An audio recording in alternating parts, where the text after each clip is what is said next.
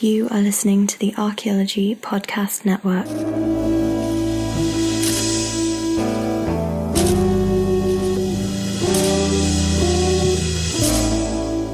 Hello and welcome to the CRM Archaeology Podcast, episode 89 for July 20th, 2016. I'm your host, Chris Webster. On today's show, we talk to Army Corps archaeologist Joe Griffin about his recent experience excavating for servicemen missing in action in Laos. So go check out the show notes because this could be right up your alley and because the CRM Archaeology Podcast starts right now.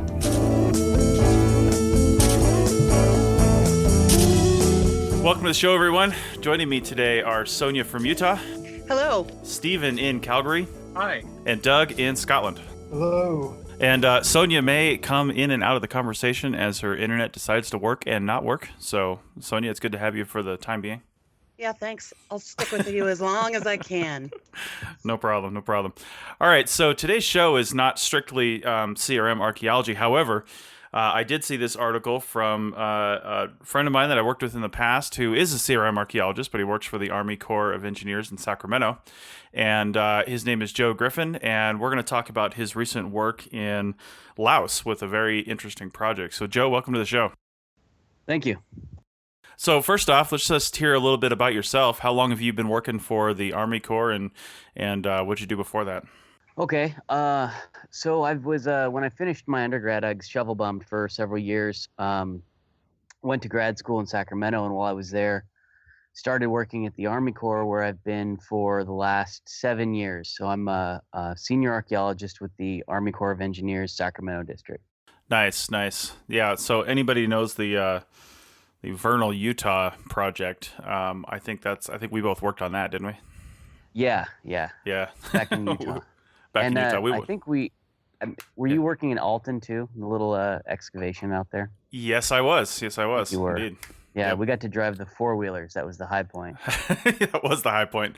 That was a good. Yeah. Well, and having a cook for that project, that was pretty awesome too. Yes, it was. I still remember the breakfast where he poached eggs in this like green salsa. It was life-changing. Yeah, it was pretty amazing for a CRM project. So, Yeah. Okay, well, let's talk about your recent expedition, though. You went over to Laos. Tell us about the organization that helped get you there and what you did over there. Yeah. Okay. So there's a federal agency. It's a joint Department of Defense agency. It's based out of Hickam Airfield in Hawaii, called DPAA, which stands for the Defense POW MIA Accounting Agency.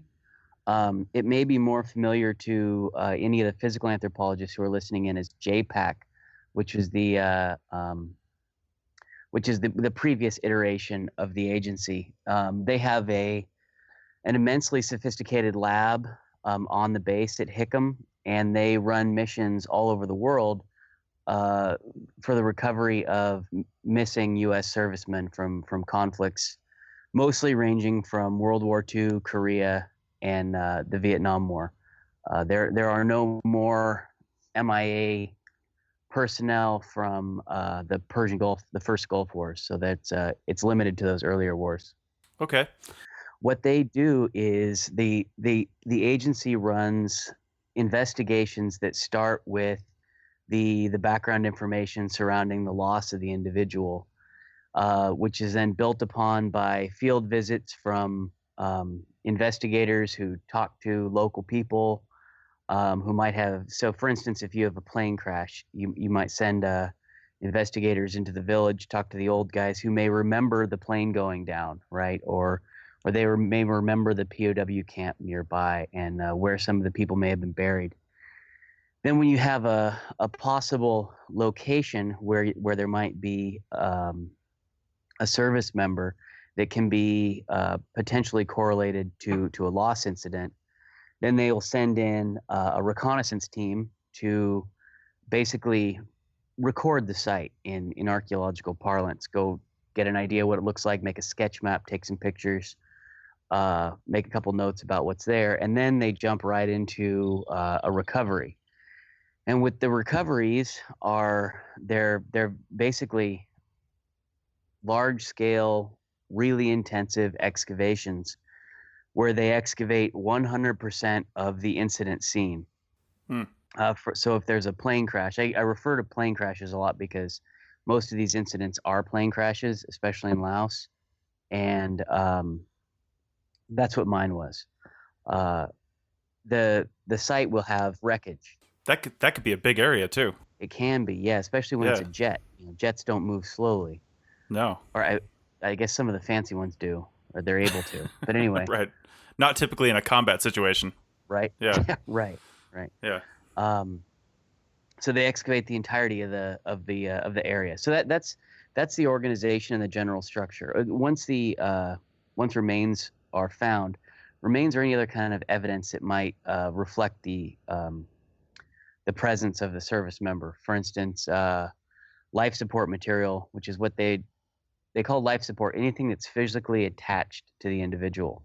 So if this is an airplane, it's essentially every part of the ejection seat, the flight suit, oxygen system, helmet. Then they also look for personal effects, watch, money, things like that, sunglasses, glasses. All that stuff gets brought back to the lab. And once all the recovery missions are complete, they have the forensic anthropologists look at any remains that may have come back.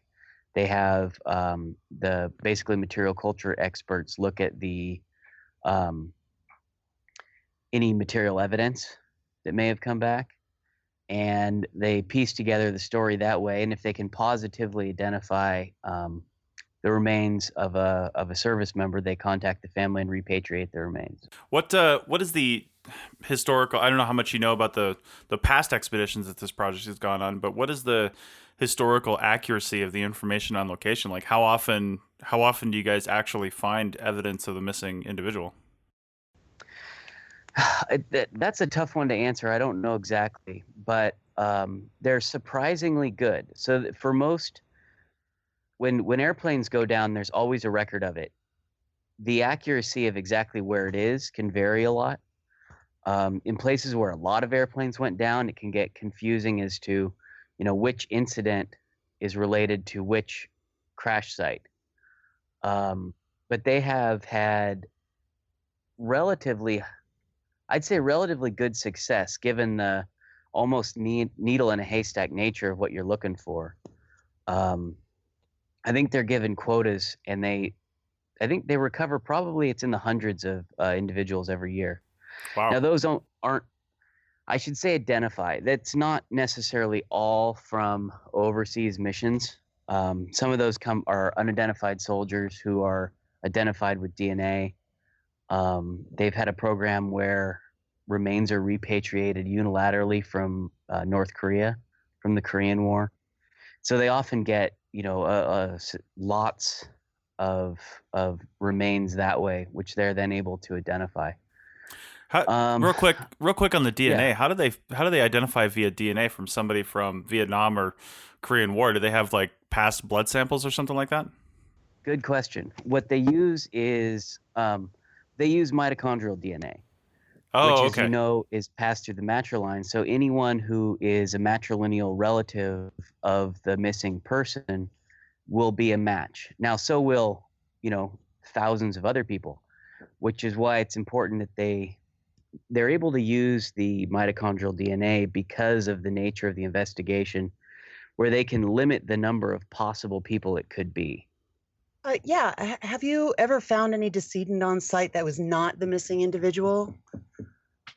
I haven't personally. I think it does occur, and when that happens, that happens often. I think with situations where you might have like a prisoner of war camp, where you could have prisoners of war from different countries, and when that happens, JPAC in the past and DPAA now would send those remains back to the country of origin of the individual whose bones they do have, if they're able to work that out.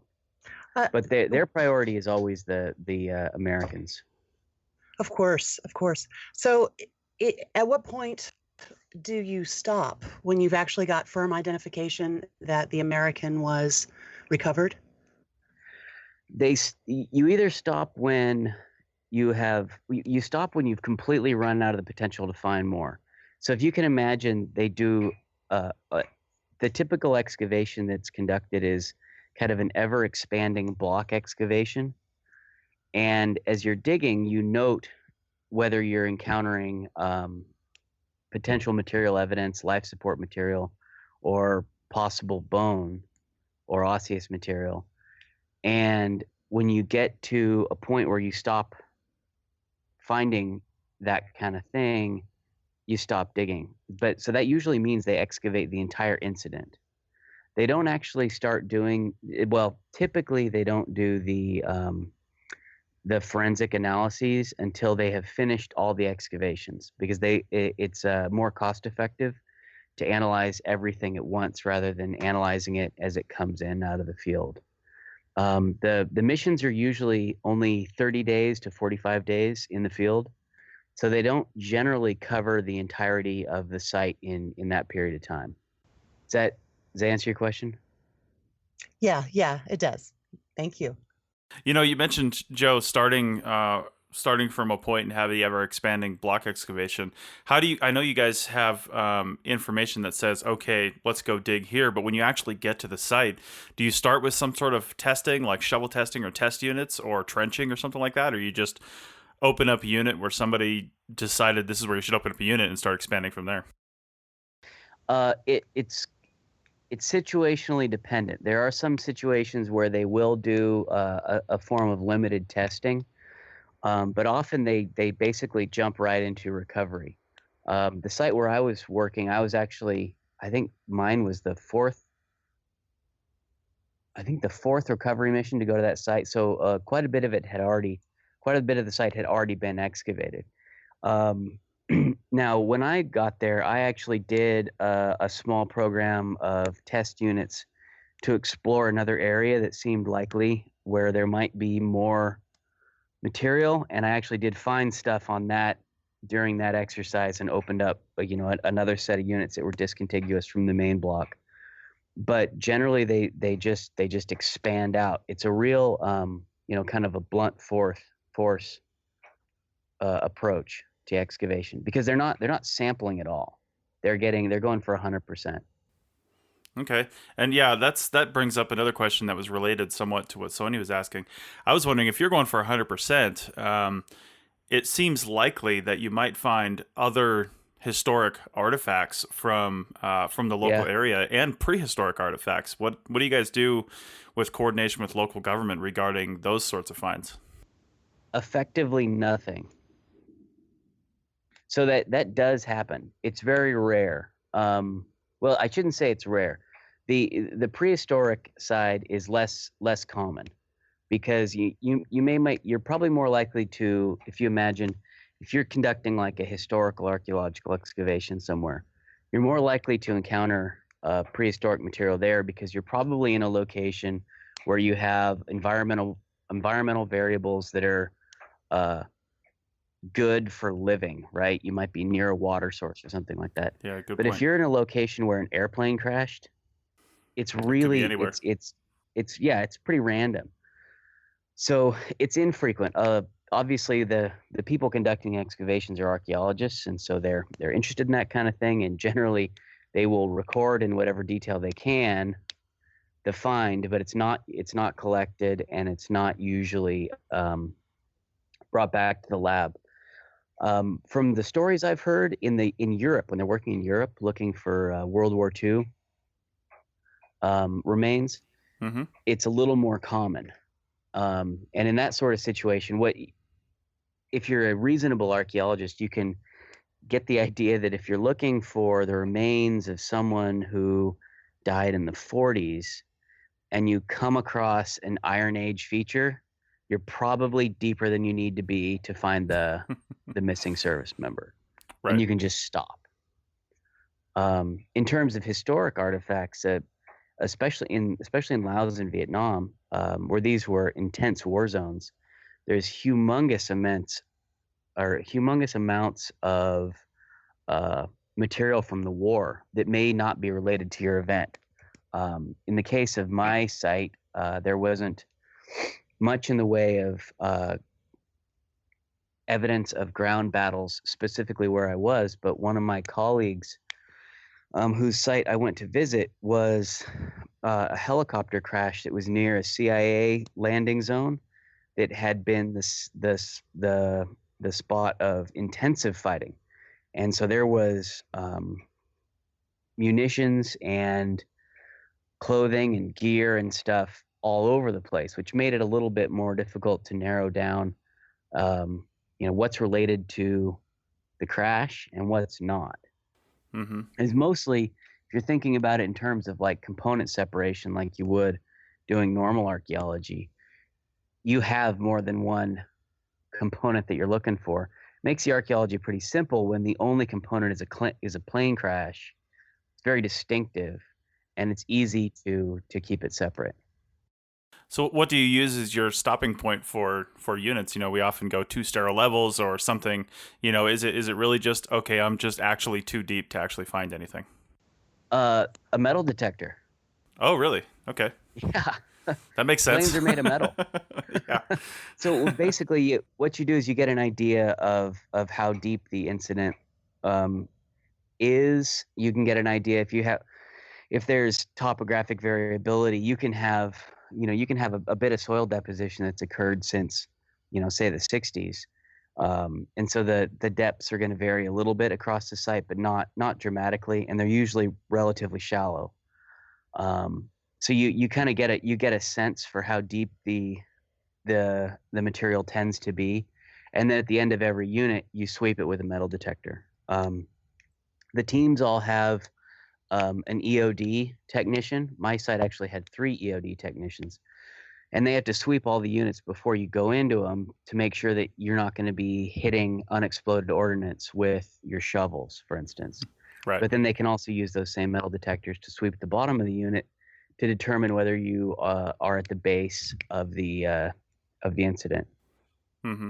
Okay. It can get tricky, actually. Some of the newest model of metal detector used by the military picks up carbon. Oh my! Because it's intended to pick up, I guess, like some sort of a fuse used in Afghanistan made with batteries or something like that. I don't know the details. But if you have a site where there's been years and years and years of burning, which you do throughout Laos because Swidden agriculture has been the thing for years there, mm-hmm. you can get false positives all the way down through your sterile layers. But in most cases, the metal detector does what you need to do. Okay. Yeah, I had experience with the explosive ordnance last fall working at China Lake Naval Weapons Center. Oh, yeah. Yeah, and one thing I was going to ask you about the metal detector and stuff, they didn't actually do any of that. We were out doing surveys, so we weren't actually excavating. So they were just kind of walking along in front of us, and we would point out anything that looked crazy. But back in that time frame that you're working in, I don't know if this is a concern, but for us, since there's a lot of experimental stuff that happens on China Lake, you're not allowed to have radios or anything that actually transmits or anything like that too, because that could actually set off ordnance. I don't know if they talked to you about that stuff over there in Laos for that time frame. No, that wasn't a risk for what we were finding. We did have radios to communicate, which is good because the site was very large. It was, if I remember right, something like 170 meters long. So it's a little longer than you could just conveniently shout. Right. Yeah, and you're digging that whole thing up. That's a lot of volume. Yeah, so we excavated. They like to measure the volume of they don't estimate volume of soil. They record area of soil, and we moved more than 1,000 square meters in 30 days. Jeez, wow! It's a huge amount. So the teams work really fast. One of the advantages to not having to worry about component separation is there's no reason to dig in levels, because you have the incident and you have not the incident.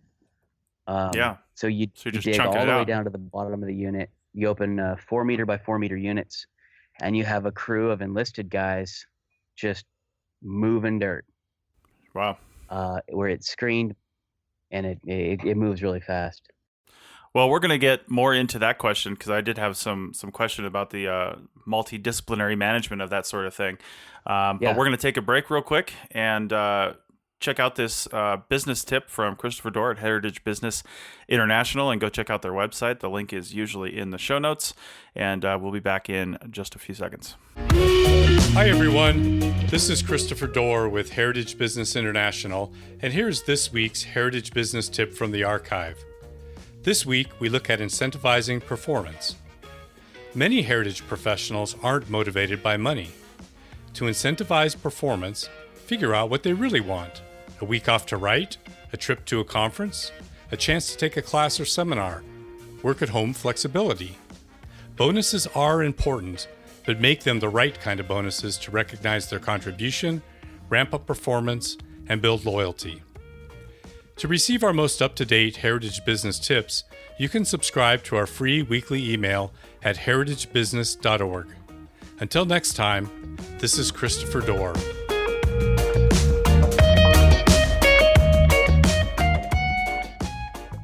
Okay, we're back, and we're going to toss it over to Doug. Doug, what's up? Yeah, Joe, quick question. What's the recording like when you're doing this sort of work? I take it you're not doing lots of contact sheets and so forth, but how do you normally record stuff like this that's semi-archaeology, semi-not? So the recording is done following forensic methods more than archaeological methods, which is to say you have a notebook rather than, so I don't have unit forms, I don't have level forms, I don't have any, or context forms, anything like that. I have a notebook, and I had to capture everything in there.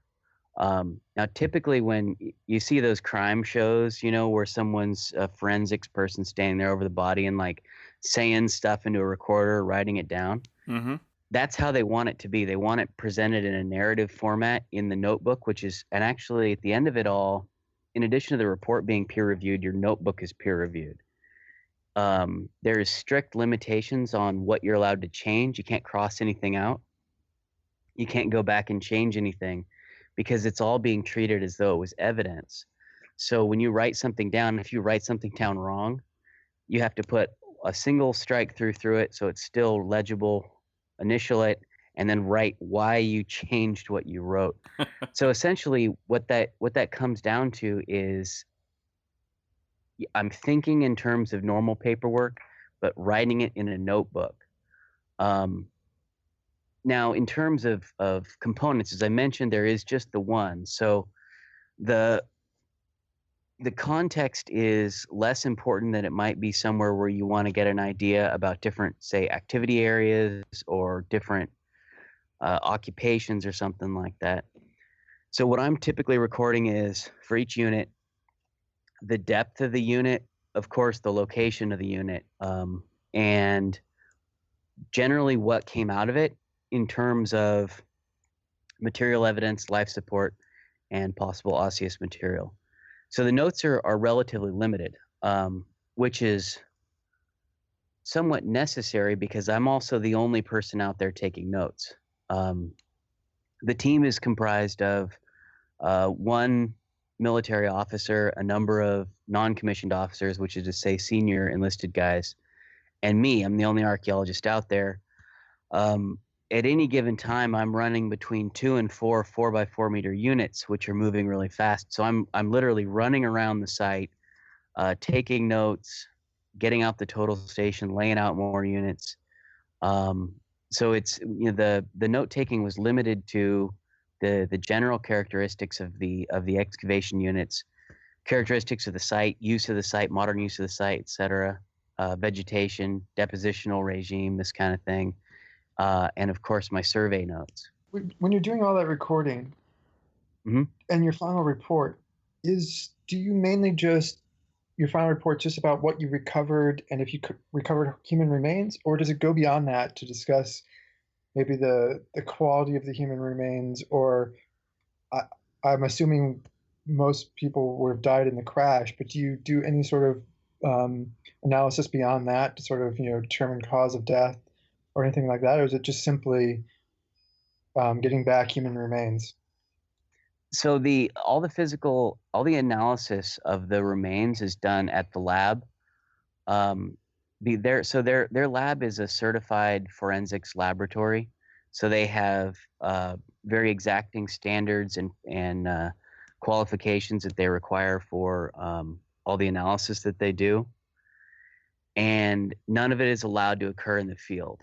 You also have to have in addition to any education requirements, they have certification tests that the physical anthropologists have to take before they're allowed to conduct any kind of analyses of the bones themselves. In the field, we're not even allowed to determine whether or not they're human. So that means that does mean that occasionally you're bringing back, chicken bones that are chicken bones, but you have to bring it back to the lab because of their certification. They have to have a certified person make that call. So in the field, there's no physical anthropological analysis conducted at all. Now, there's a little bit of, I can look at site formation processes to get an idea, to the extent that it furthers my work towards answering the question, which is the aviator here and where is he? So any kind of work I want to do in the field that gets me closer to that question, I can do. Okay. But no analysis that remains. I have a question real quick on the lab. When you say the lab, you mean something back here in the United States, or are there labs all over the place? There's one lab. It's at Hickam Airfield on Hawaii. Oh, okay. So they just take everything back there. Yeah, and it is mind-blowing. I can imagine. What about to get into the lab real quick? This just made me think of another question. What about curation and repatriation of artifacts? I mean, I'm sure some stuff will go back to the families. Some stuff stays with the military and gets curated in some way. And then, I think you mentioned that probably nothing goes back to the country of origin if it's not related to the incident. So what about curation? So that's a good question. I don't know the entirety of the answer. Well, it's the military. When remains, when remains are positively identified, all the remains and personal items go to the family. The life support equipment or anything is determined not to be, I'm not sure if they keep it or not. There's a lot of stuff that we'll bring back because we have another one of the roles on the team is I have a guy who he's called the life support investigator, and he's typically either someone who specializes in life support investigation or more commonly a guy who packs parachutes for the Navy and knows about ejection seats. And so this guy will be out there and he'll be looking at the material that comes out of the units, and he'll be picking out stuff that looks like it might be part of the ejection seat or this might have been part of the flight suit. We bring all that stuff back. And if in the laboratory, if they determine that some of this stuff is not actually life support, they just toss it. And the vast majority of what we find in the units is aircraft wreckage, which of course, everything is an acronym, right? The aircraft wreckage is either called ACW or ACS, depending on whose acronym you're using. And all of that is discarded on site. Okay. So very little curated.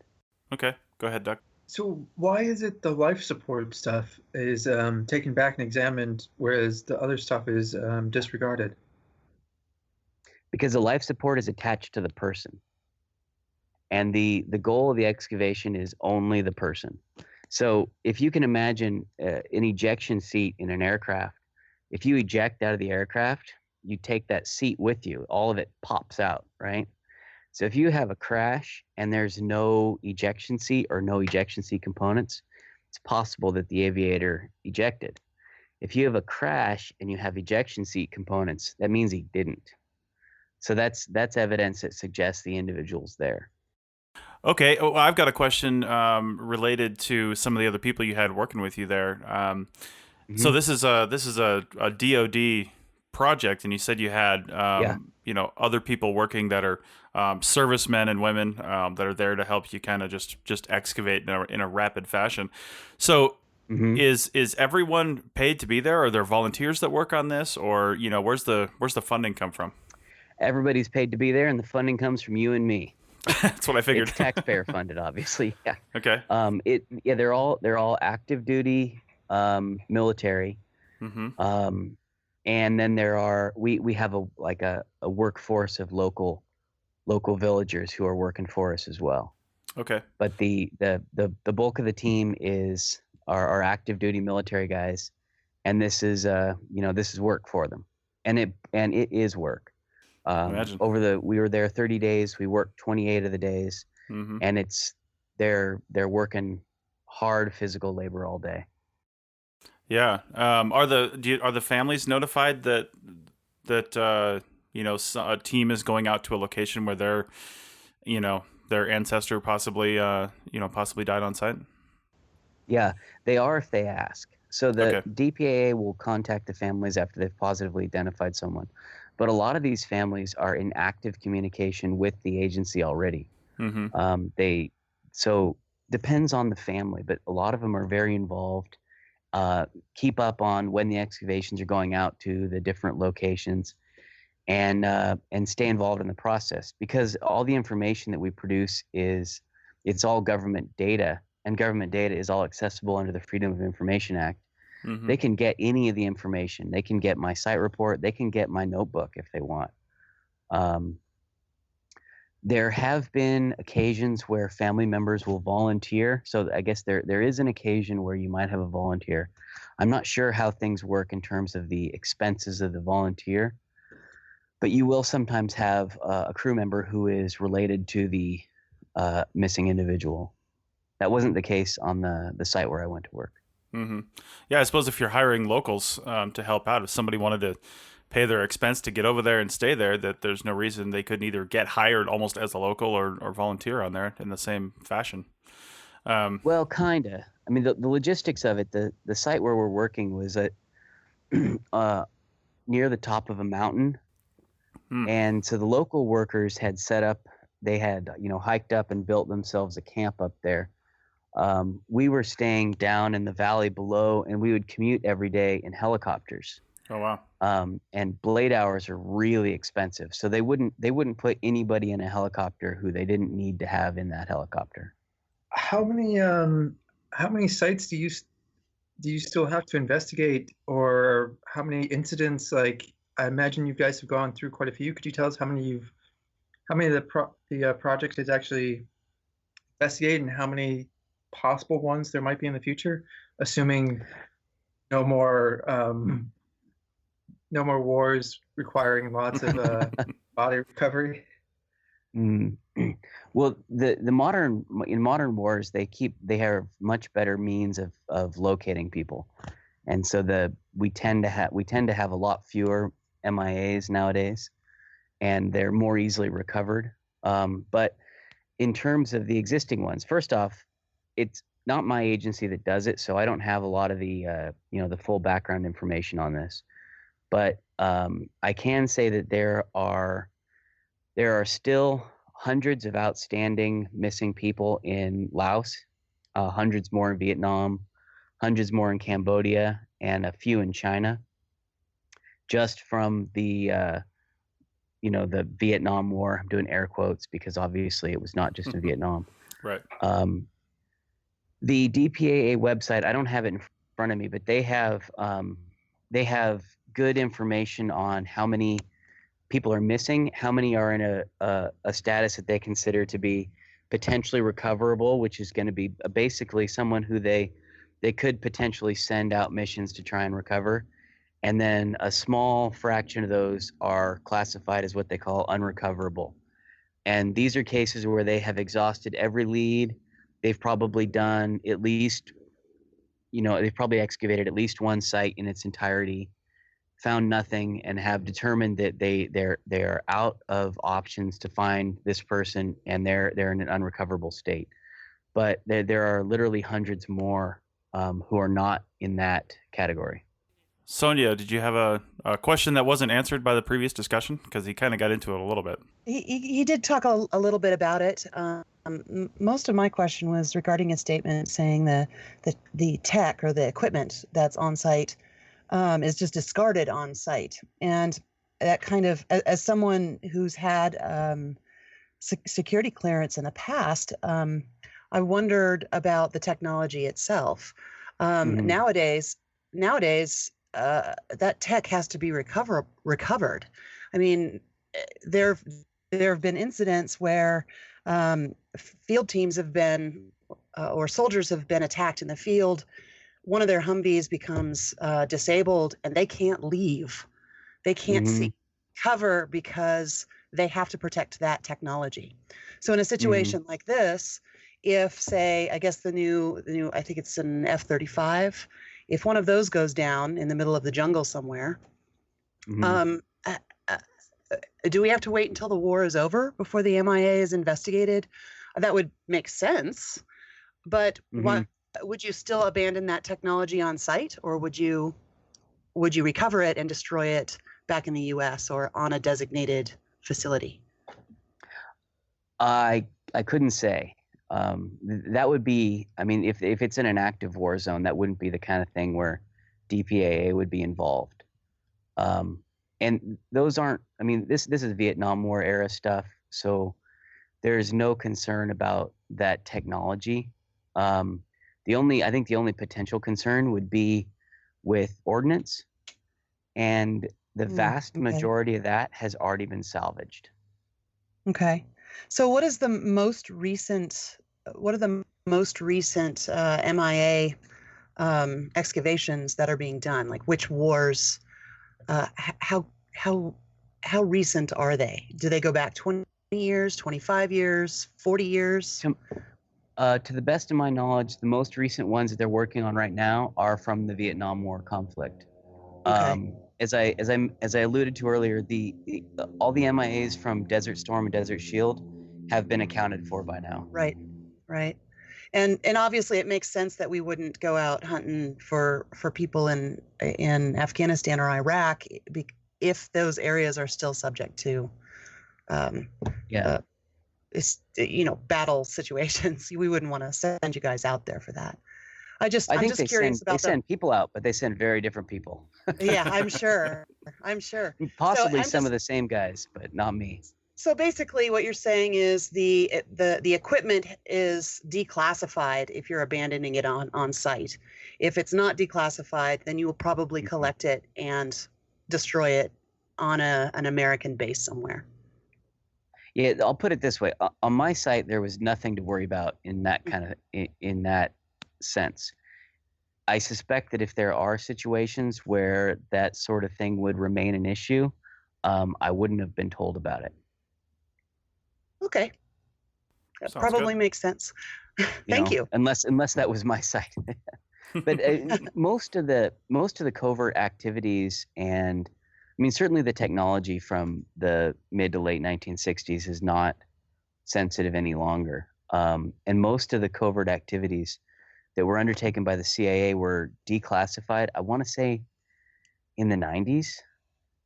And so the existence, for instance, of CIA air bases isn't secret anymore. So it's not, we don't have to pretend that didn't happen. Okay, thanks. That's a good question. We've got a few more questions to go, but we're going to take another break real quick, our final one, and we'll come up and wrap this interesting discussion up with Joe Griffin. Back in a second.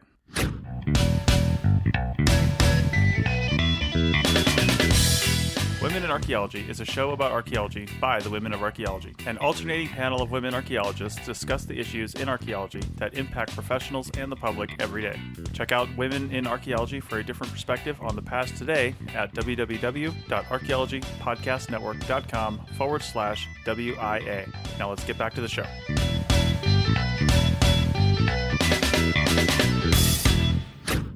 Okay, we're back, and while my software continues to crash, I think I need to do some updates. We'll see if we can get this in. Anyway, Joe, I had a question regarding something you mentioned earlier about your field notebooks and how you said that you can't really erase anything. It's all part of the record, and you have the one line, initial, all that stuff. Well, anybody that's listened to any one of my podcasts knows that I'm a huge proponent of paperless archaeology. So I'm assuming you guys are using notebooks like Write in the Rain type stuff, or some sort of special classified military thing that you can write in a swamp. Is there any talk? I don't want to go down this rabbit hole too much, but is there any talk about doing this in a paperless fashion, and would that even be possible given the type of evidence you have to you have to collect. I mean, what the military would have to come up with some sort of special software, because you can always just backspace, and they clearly don't want you to do that. Yeah. So that's a fine question. I mean, the archaeology obviously could be done paperless, just like, it could be done anywhere else paperless. Mm-hmm. But the requirements for a forensic laboratory are not set by the laboratory.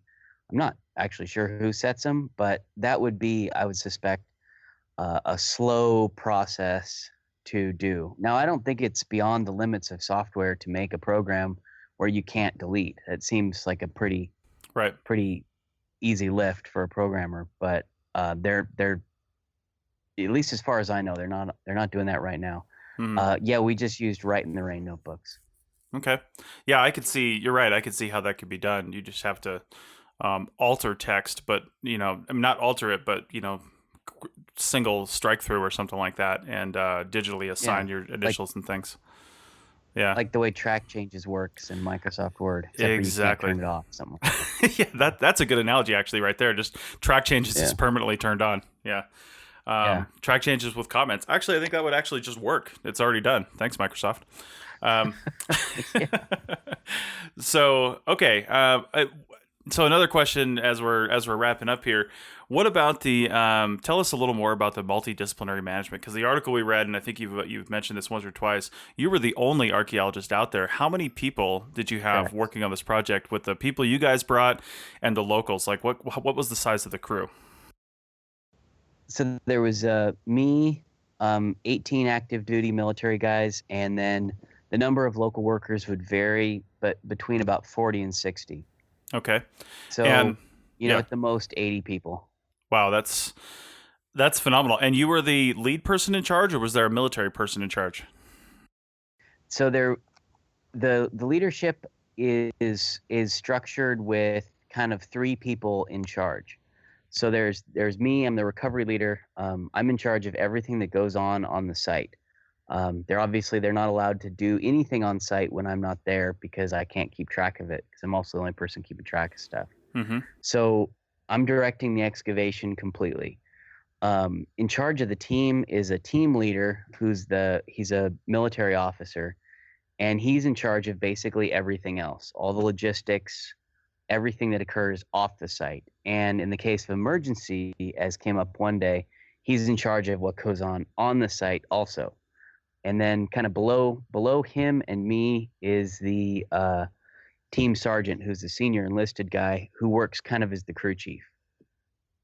Now, a lot of the team members, some of them are augmentees who are just going out for one rotation, as it were, from their normal units.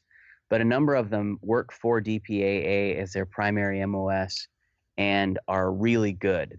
This is all they do. They go out and dig, and they dig as well or better than any field tech you'd come across in terms of nice clean straight walls and flat floors and all that. Yeah, well, the military is definitely. I made one precise. of them use a trowel once to take a picture. To take a picture. Nice. Hey, if you know what you're doing, you can do just about as good a work with a shovel as you can a trowel.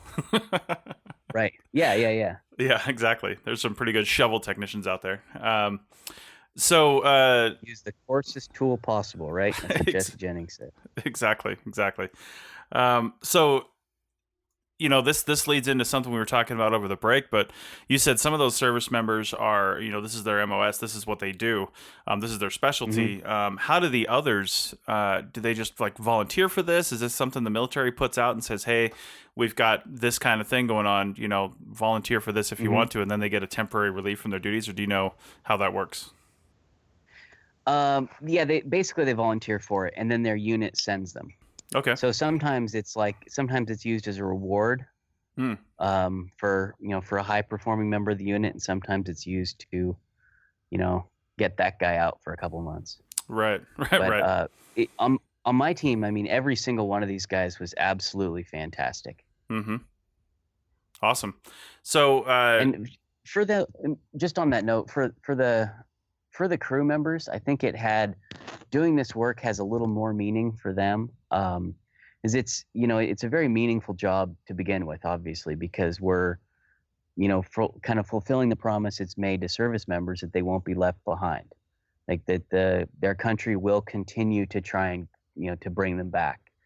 And I think that carries extra weight for a lot of the active duty guys, the vast majority of whom have been in combat recently, to see the other side, to kind of see the dedication that the military has to them individually. I think there was some real meaning for them that way. Well, with the camaraderie that the military instills in you right from boot camp. I was in the Navy for 4.5 years, nothing like the Army or anything like that, but still the camaraderie that they instill in you, I can imagine, I mean, it is very personal then for them, because it could be them on the other side of that at some point in the future, I mean, they just never know. Mm-hmm. So, right. Okay. So how does somebody else get involved with this? Do they have to be in the Army Corps like you are? You're a civilian, but you work for the Army Corps. How does Joe, archaeologist, listening to this, who wants to go down this path, where would they have to go? They would either have to get a contract with DPAA, work for a company that had a contract with DPAA, work for DPAA, or work for the Army Corps. To the best of my knowledge, mm-hmm. I don't. It's a very common question. Everybody who hears about this, gets the importance of it and wants to go do it. Mm-hmm. But it's not necessarily easy to do. And as I mentioned on the break, there's a whole lot that goes into this. You gotta get your clearances. You have to get vaccinations. I got like 20 something shots to do this. There's all, you need a military ID just to get on the base. There's all kinds of stuff that's involved in it that would make it, unnecessarily onerous to get volunteers out there. Right. Not to mention the expense. These missions are really expensive. Imagine. They fly us out there on our very own C-17, and then we have helicopters the whole time that are shuttling us to and from the site. Everybody's on the clock.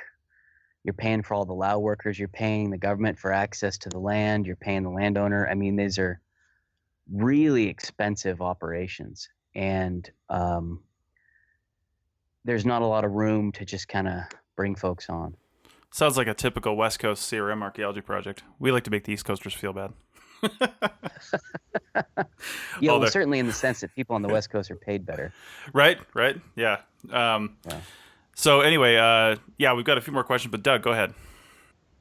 Yeah, Joe, you mentioned helicopters ferrying people out to the site. So do you guys not camp next to the sites? Basically, I imagine you're at some sort of military base that then takes you out each day, or do you guys just have to camp or even backpack your way into remote areas? So we were in a guest house in a little village in Laos, and we flew to the site in helicopters. In Vietnam, they do set up base camps on site. They don't do that in Laos because of the all this is negotiated with the government, and they don't have that set up in their government negotiations with the country of Laos. What do the locals feel about this? I'm sure if you guys are in a guest house, you're probably interacting with locals a little bit in your evenings, even though you got long days. What's the reception that you experienced? Our interaction with the locals in town, it was pretty minimal because, as I mentioned earlier, there's not much time off, and we're mostly working. And then when we're not working, we're eating dinner and going to sleep. The people who worked at the guest house where we stayed obviously were appreciative of the tremendous amount of business they were getting. Most of the people in town seemed, almost indifferent to us being there.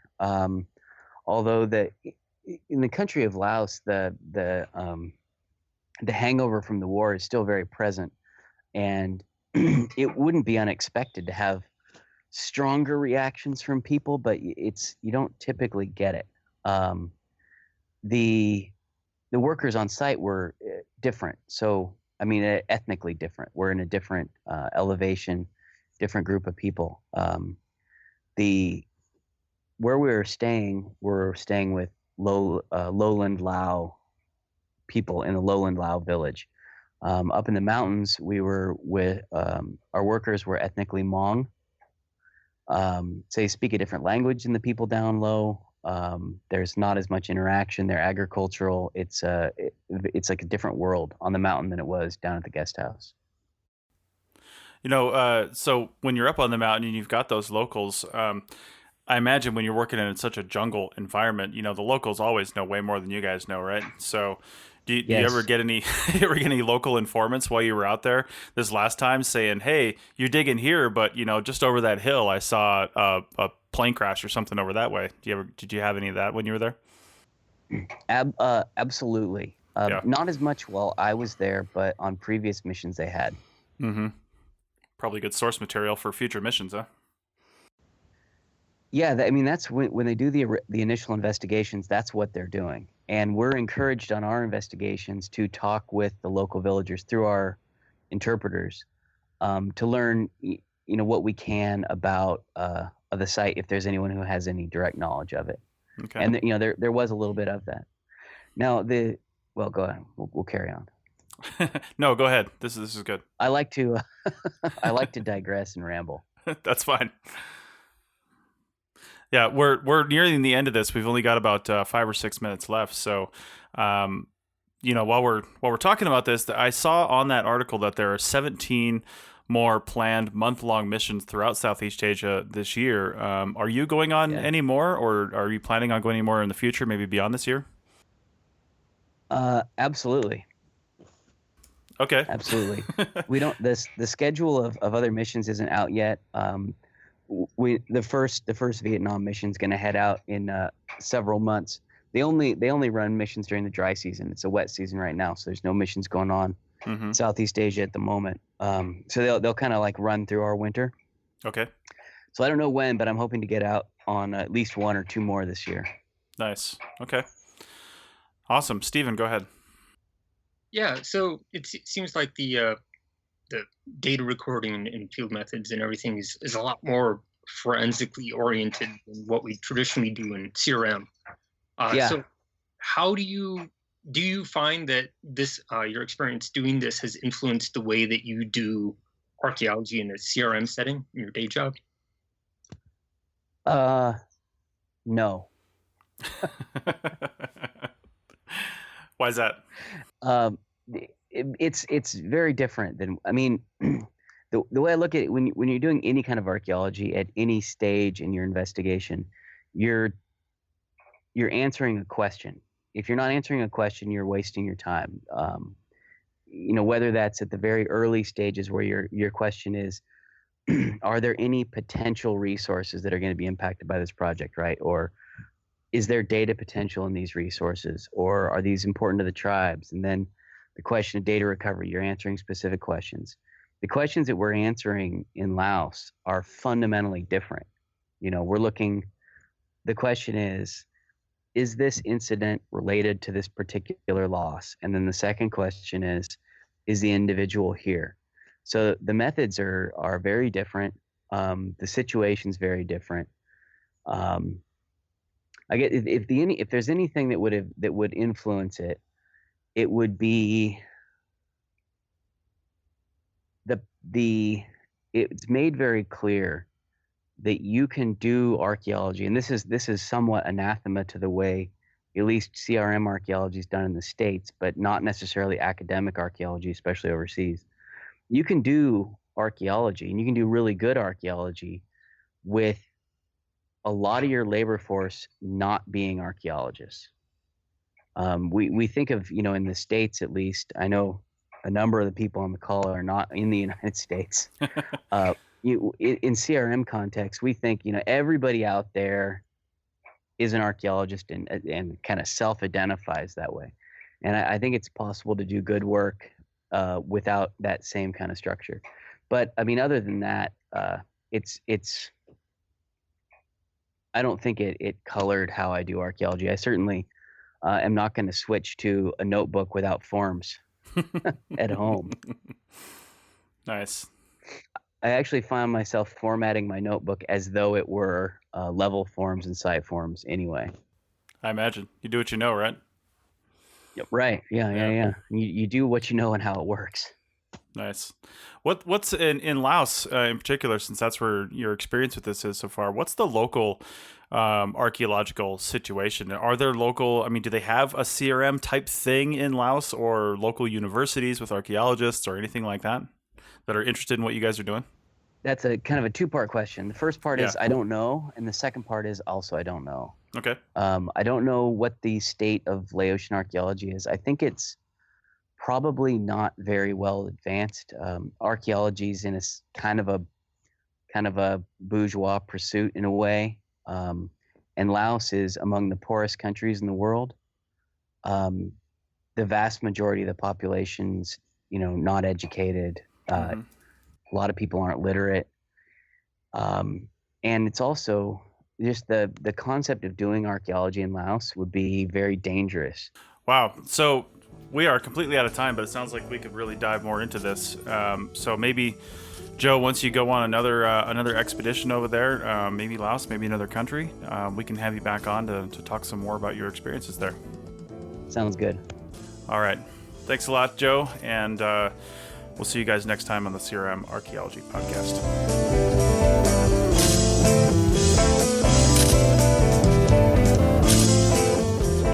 That's it for another episode of the CRM Archaeology Podcast. Links to some of the items mentioned on the show are in the show notes for this podcast, which can be found at www.archaeologypodcastnetwork.com/CRM Arc Podcast. If you like the show and want to comment, please do. You can leave comments about this or any other episode on the website or on the iTunes page for the episode. You can also email me at chris@archaeologypodcastnetwork.com or use the contact form on the podcast webpage. If you'd like us to answer a question on a future episode, email us. Use the contact form on the website or tweet your questions with the hashtag CRMArcPodcast, or you can tag @ArcPodNet in your tweet. Please share the link to the show wherever you saw it.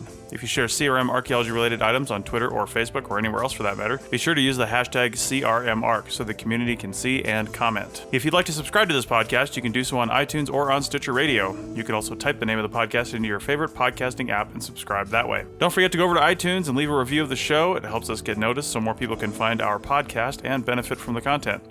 Also, send us show suggestions and interview suggestions. We want this to be a resource for field technicians everywhere, and we want to know what you want to know about. Also, please consider donating to the Archaeology Podcast Network. Your donations help fund our bandwidth and contribute to our editing costs. Thanks to everyone for joining me this week. Thanks also to the listeners for tuning in, and we'll see you in the field. Goodbye. Bye, y'all. Bye.